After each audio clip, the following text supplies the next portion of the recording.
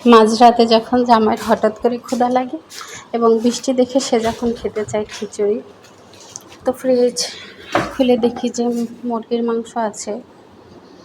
তো রাতে রান্না করা শুরু করে দিলাম। এখন প্রায় অনেক রাত, আর এই রাতে সাহেবের মন রাখার জন্য যেহেতু খেতে চাইছে, আমার কাছে আসলে কখনো ওইভাবে খেতে চায় না, কারণ চাকরি করি সেজন্য কখনো তার আবদার করার সুযোগ হয় না। তো কালকে যেহেতু বন্ধ ছিল, সারাদিন রেস্ট করছে এবং রাতে তার বৃষ্টি দেখে খিচুড়ি খেতে ইচ্ছা করছে। আর যেই কথা সেই কাজ, আমিও বসাই দিলাম খিচুড়ি। তো দেখতেই থাকুন।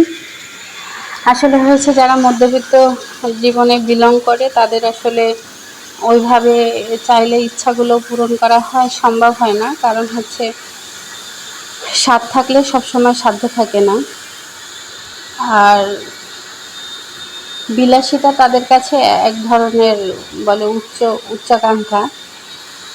তো জীবনটা আসলে এরকমই, কখনো সুখ কখনো দুঃখ, এই সব কিছু মিলাই এই জীবন। আর এই জীবনে একসাথে যদি চলতে হয় তাহলে একজন আরেকজনকে গুরুত্ব দিতে হয়, তাদের মতামত রাখতে হয়। তো কথা বলতে বলতেই আসলে আমার খিচুড়ি প্রসেসিংটা করা হয়ে গেছে। আর মাংসটা আমি অনেক আগেই বসাই দিয়েছিলাম, আসলে সেটা ক্লিপ নেওয়া হয় নাই। তো মাংসটা আমি ভালো করে কষাই নিতেছি। এখন মাংসটা কষানো হয়ে গেলে আমাকে বলছে সামান্য আলু দিতে, অত বেশি না দিতে, কারণ মাংসের মধ্যে 2-1 পিস আলু না হলে তার ভালো লাগে না। আর তার জন্যে যেহেতু এই আয়োজন, তো সেজন্য আলু তো দিতেই হবে। আলুটাও তো আমিও পছন্দ করি না, আমার মেয়েও পছন্দ করে না, কিন্তু আমার সাহেবের আলুটা খুবই পছন্দ। যেহেতু তার বউ বাইরে চাকরি করে, সবসময় তাকে সব কথা বলেও না।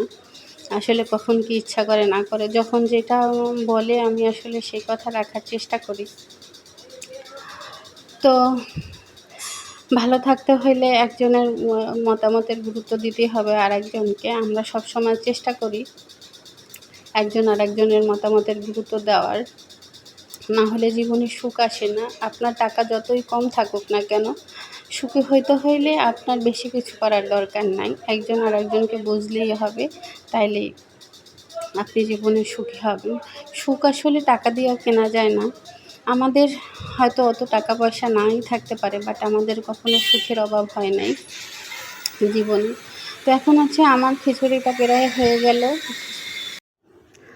আসলে জীবনটা বড়ই অদ্ভুত।